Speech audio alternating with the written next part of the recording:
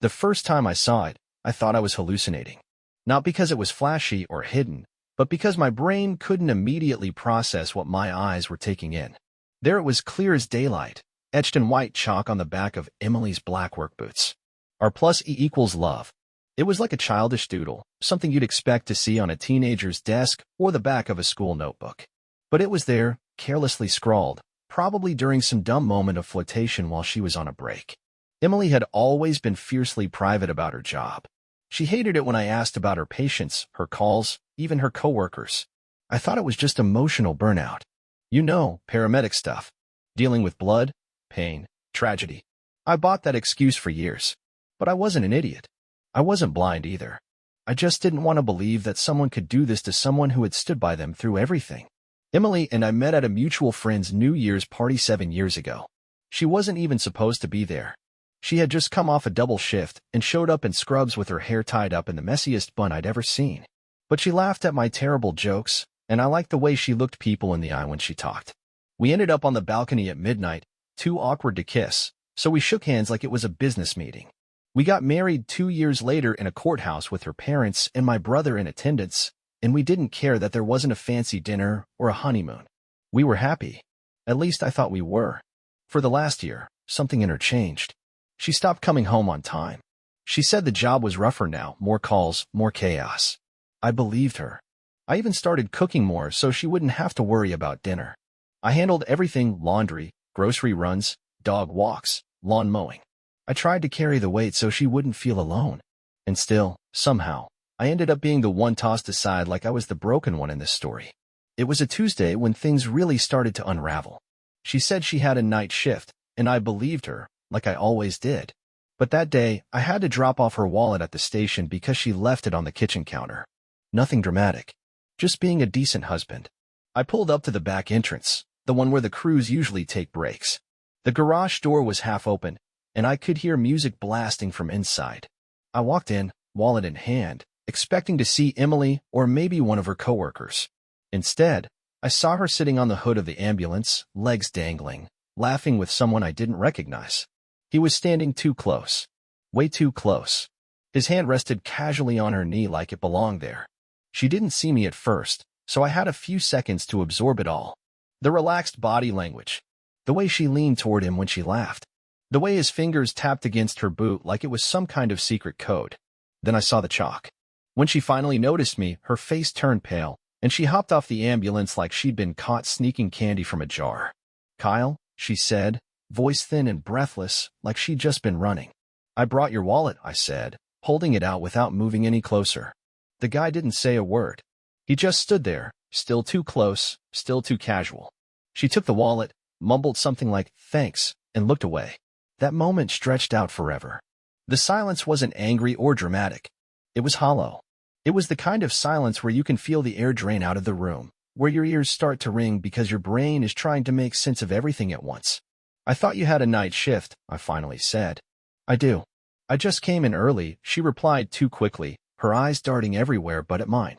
I nodded, not because I believed her, but because I didn't trust myself to say anything else.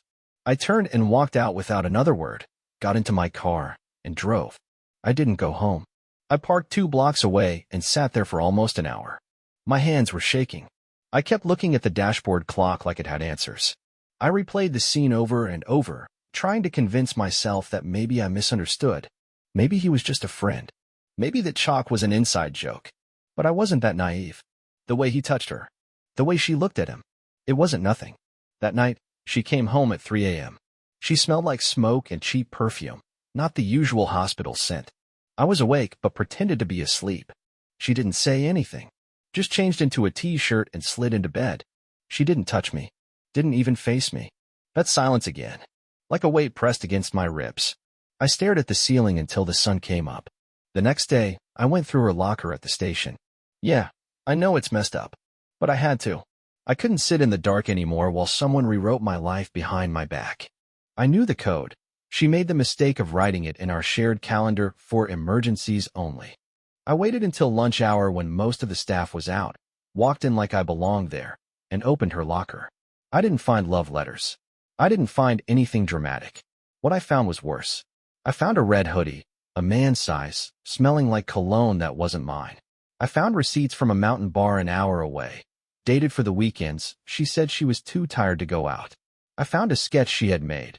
She was a doodler, with her name next to a clumsy little drawing of a guy in a paramedic uniform with spiky hair.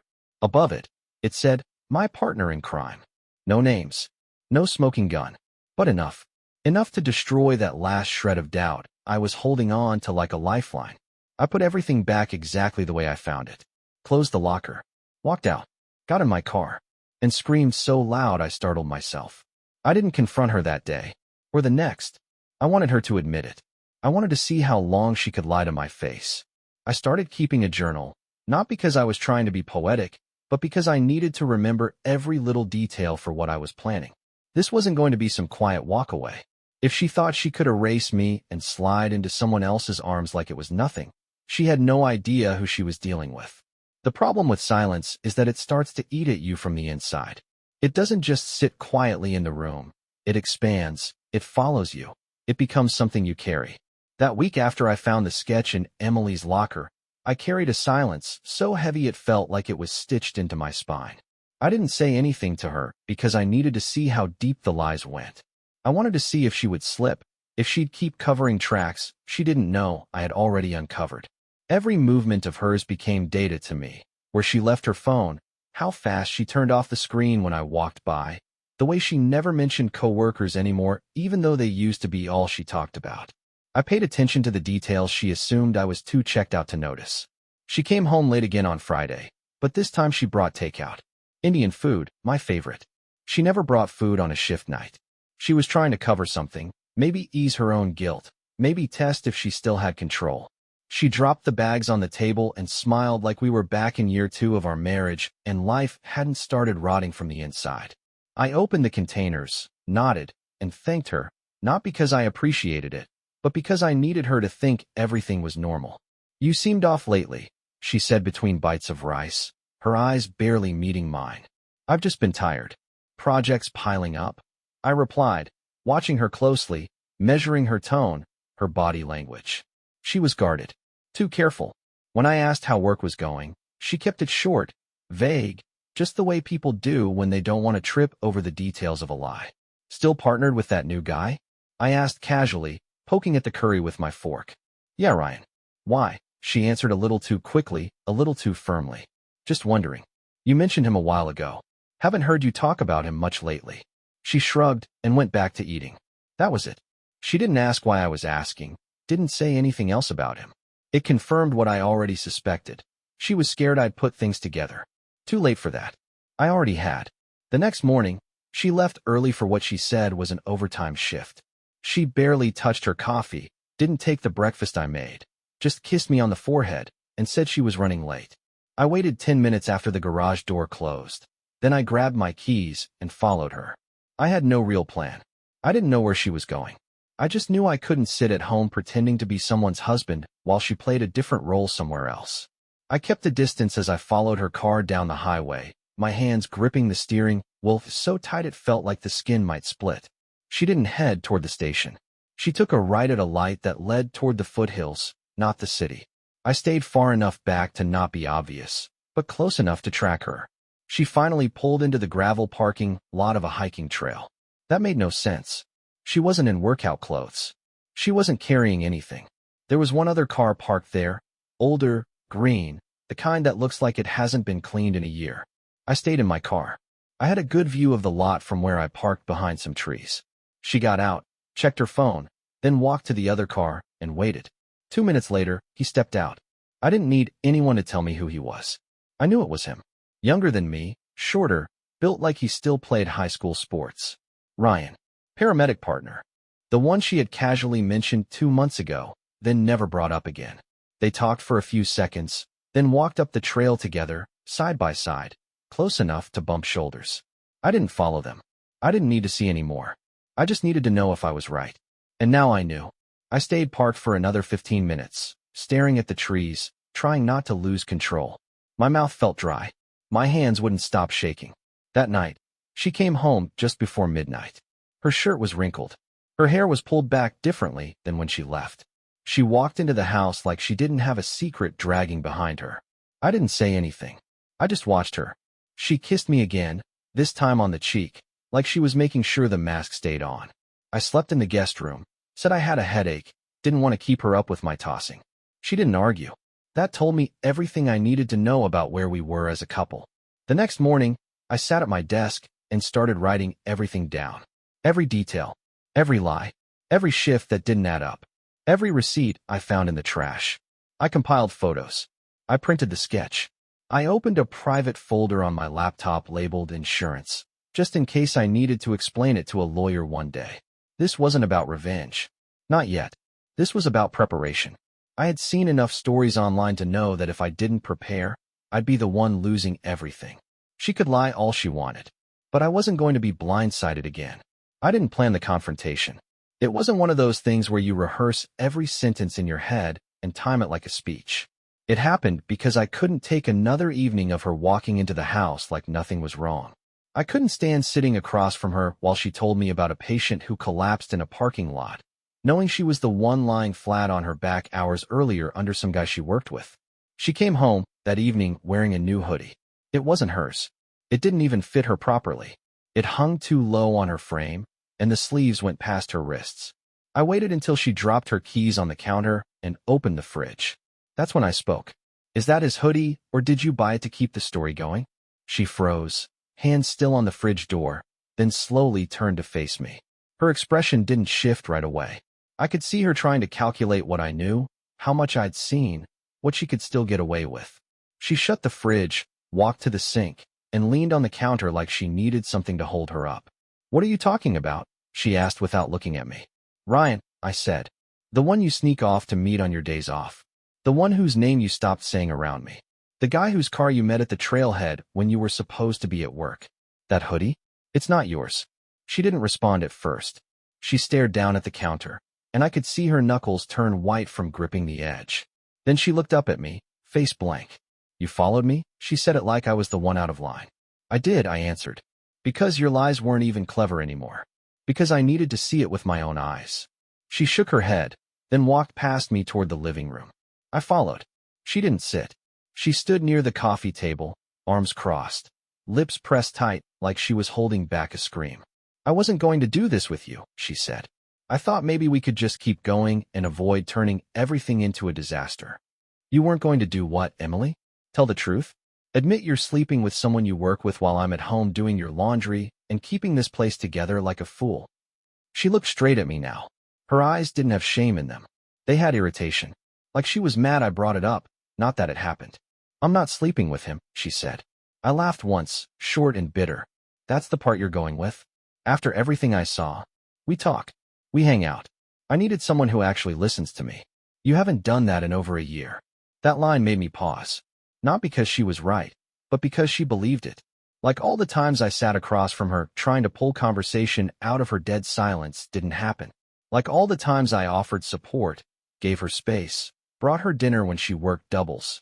None of it counted because she already decided I didn't matter anymore. So you just replace me behind my back and keep using my name to pay the bills and keep up appearances? No one's replacing anyone, she snapped. I just needed to breathe. He helped me feel something again. You don't get to say that to me, I said. Not when you could have had a conversation. Not when you could have walked out and spared us both the insult. She looked down again. The hoodie sleeve slid over her hands like she was trying to disappear into it. I stared at her and felt something close in me, like a switch flipped, and there was no going back. I'm not going to scream, I said. I'm not going to break things. But I'm done. You can have him. I'm not going to be your placeholder husband while you screw around with someone who still uses his parents' Netflix account. She looked up then, and for the first time, I saw something that almost looked like regret, but it disappeared before I could hold on to it. I didn't plan for it to happen, she said quietly. That's not an excuse. That's just a lazy way of saying you're weak. She didn't argue. She just stood there like she had nothing left to say, like she thought silence could still save her. I walked past her and went to the bedroom. I didn't pack anything. I didn't slam doors. I just locked the door behind me and sat on the edge of the bed trying to decide if I should call my brother or book a hotel for the night. Emily didn't knock. She didn't follow me. The only sound I heard was the front door opening and closing half an hour later. No apology. No begging. No effort to fix anything.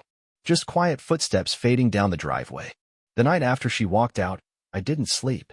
I didn't even try. I sat at the kitchen table with a legal pad and started writing everything I remembered from the last 6 months.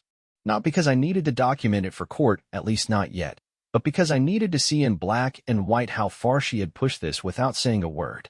I made columns. Dates, lies, changes in her routine, any proof I had already gathered, and anything I could use if she decided to come back and make this mess even worse. I wasn't angry anymore. The anger had passed. What was left was a kind of focus I hadn't felt in years. I knew exactly what I was going to do. Around 9 the next morning, I drove over to her parents' house. They were the kind of people who always thought she could do no wrong. I used to play along, smile during family dinners, ignore their constant judgment about my job, my hobbies, even the way I dressed. This time, I didn't show up with a forced smile or an apology for breathing. I walked in and asked to speak with them directly, alone. Her father, always the stiff type, sat straight across from me while her mother folded laundry on the armrest of the couch. I didn't raise my voice. I just told them their daughter had been seeing another man for months, possibly longer, and I had proof. They looked at me like I was making it up, like their daughter could never do such a thing. But I had printed everything. Photos, logs, even receipts I pulled from the house that showed hotel charges on nights she claimed to be working doubles. I laid them out on the coffee table and watched their faces change as they read through them. Her mother's hand stopped moving. The towel she was folding dropped onto the floor. Her father didn't say anything for almost a full minute, just kept flipping through the papers. When he finally spoke, it wasn't to defend her. I always told her marriage isn't something you walk through half asleep, he said quietly. I stood up, thanked them for their time, and left without asking for anything. I didn't care if they supported me or not. They needed to know who their daughter had become. I wasn't going to carry the weight of silence for her anymore. The next part of the plan was harder. I didn't want to involve mutual friends, but I had to be smart. If she decided to spin the story, I needed the truth to get out first. So I picked the one person I trusted completely, Mark, my best friend since college. We hadn't talked in a couple of months, mostly because I pulled away from everyone while trying to figure out what was happening in my own house. But I called him, told him I needed to talk, and we met up at the coffee place near his job. I showed him everything, explained the whole timeline, didn't leave anything out. His face went stiff halfway through the story. "You want me to help with anything?" he asked. "Not yet," I said. "Just don't believe her if she starts painting a new version of this." "I'd never take her side," he said. I believed him. Mark was one of the few people who still understood what loyalty meant. After that, I called my landlord. The house was in both our names, but the lease was under my credit. I asked what I needed to do to separate the financials if we decided to split. He gave me the steps and said he'd keep things confidential until I gave the green light to make changes. Then I called an attorney. I didn't file anything that day. I just wanted to know where I stood if she decided to try anything legal. I walked out of that office knowing she wasn't going to leave this situation clean. No matter how quiet she acted now, she wasn't done. That weekend, she texted me. It was short. "Can we talk?" I didn't answer. I waited 2 hours, then I called her. She answered on the second ring. "I'm coming by," she said. "No, you're not," I said. "We're not doing this at the house." "Then where?" "Public place. Noon tomorrow. The park." She didn't argue. She showed up the next day dressed like she was going to a funeral. Black jacket, no makeup, hair tied back. She sat on the bench next to me, but I didn't look at her. "I know you're angry," she said. "That's not what this is," I replied. "This is me making it clear that you don't get to walk in and out like nothing happened." She looked straight ahead, hands clasped in her lap.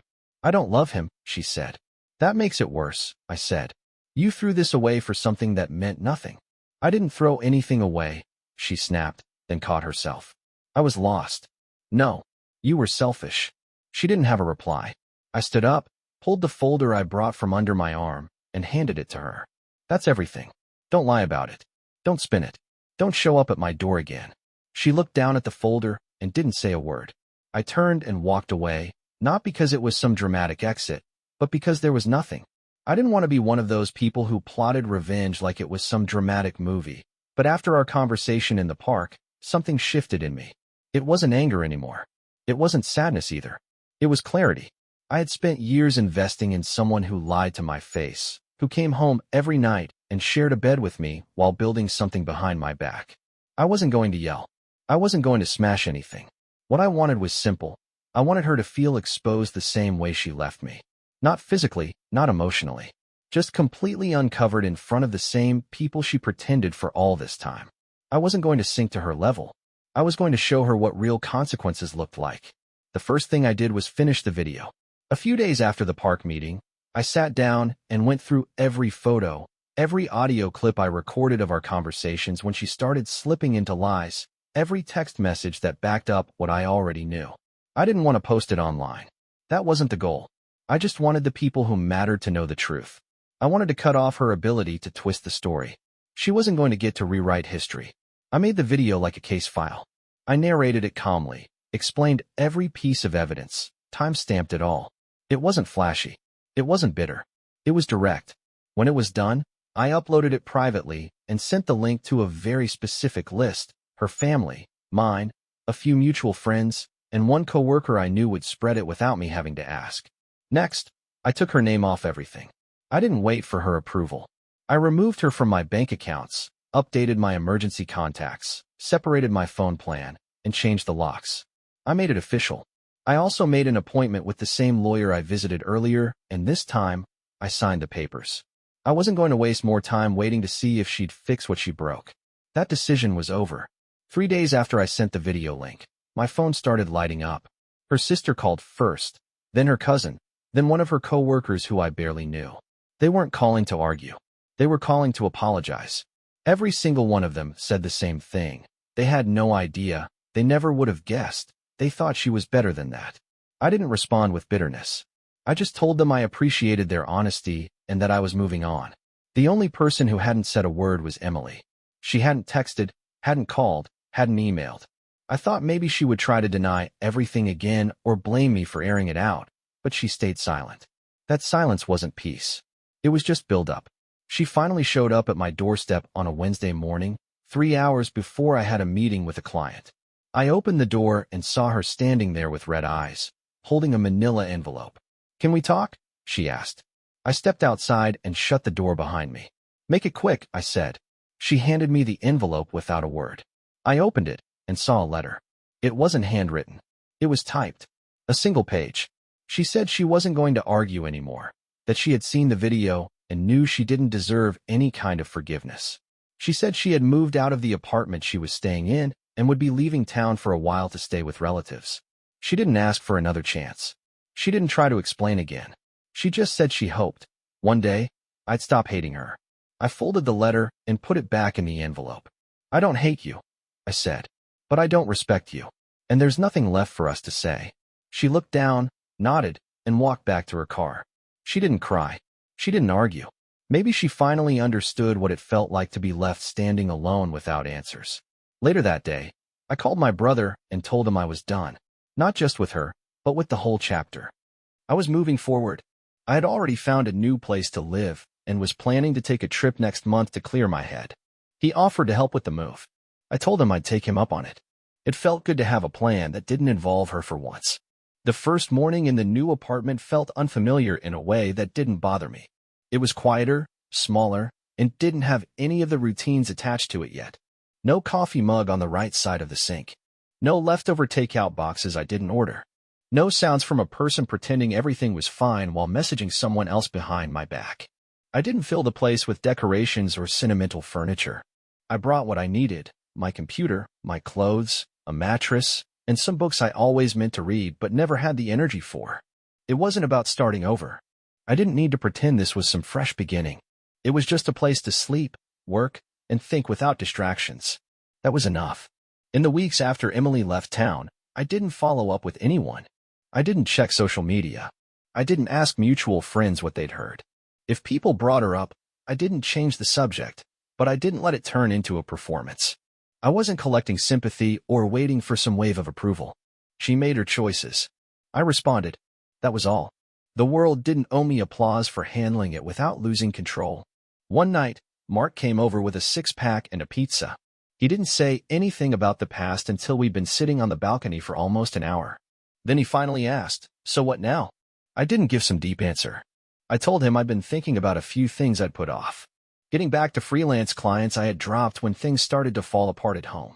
Taking a short trip to the coast where I wouldn't know anyone and wouldn't have to answer questions. Cleaning out my phone and laptop so there were no more photos or shared files. Simple things, but necessary. You regret how you handled it? He asked. No, I said. I regret not paying attention sooner. But not how I ended it. He nodded and cracked open another beer. You ever think you'll trust someone again? He asked, not looking at me directly. I thought about it for a second, then answered honestly. I don't know. I'm not rushing it. I'm not going to treat the next person like they owe me for her mistakes. But I'm not handing over trust for free either. He didn't respond. He didn't need to. I didn't plan to speak to Emily again. There was no point. But 2 months after everything happened, I got a letter from her. Not an email. A physical letter. It was short. She said she'd started therapy. She didn't ask to come back. She didn't say she wanted anything from me. She just wrote that she didn't understand what she was doing until it was too late, and that seeing everything spelled out in that video made her realize how far off track she had gone. She said she didn't expect forgiveness and wouldn't reach out again. I didn't reply. There was nothing left to build from that. She said what she needed to say. I read it, processed it, and let it go. What I learned from this experience wasn't some philosophical idea about growth or healing. What I learned was much more basic. If something feels off, it usually is. If someone stops showing up emotionally, there's probably a reason. If you ignore the signs because you don't want to deal with the fallout, you're just giving them more time to dig the hole deeper. Trust isn't something that disappears overnight. It erodes over time, slowly, until you wake up one day and realize you're sleeping next to a stranger. I also learned that silence can be more powerful than confrontation. I didn't need to scream or beg or follow her around for answers. I already had them. I just needed to be honest with myself about what I saw and stop pretending it would get better if I just waited long enough. When you stop hoping for people to fix themselves, you make room to fix your own situation. I still think about the early years sometimes. Not because I miss them, but because it's strange how something can start with such certainty and end with such confusion. I don't hate her. That would take too much energy. But I don't wish her well either. I wish her honesty, and I hope she doesn't do to someone else what she did to me. Now I wake up without checking someone else's schedule. I cook for myself, not to win someone's approval. I go for walks without wondering if I should be texting someone to check in. I live alone, but I don't feel lonely. There's a difference. That's the end of it. Not a dramatic ending. Not a fresh start with balloons and congratulations. Just the end of a chapter one stayed in too long. And now it's done. That's enough for me.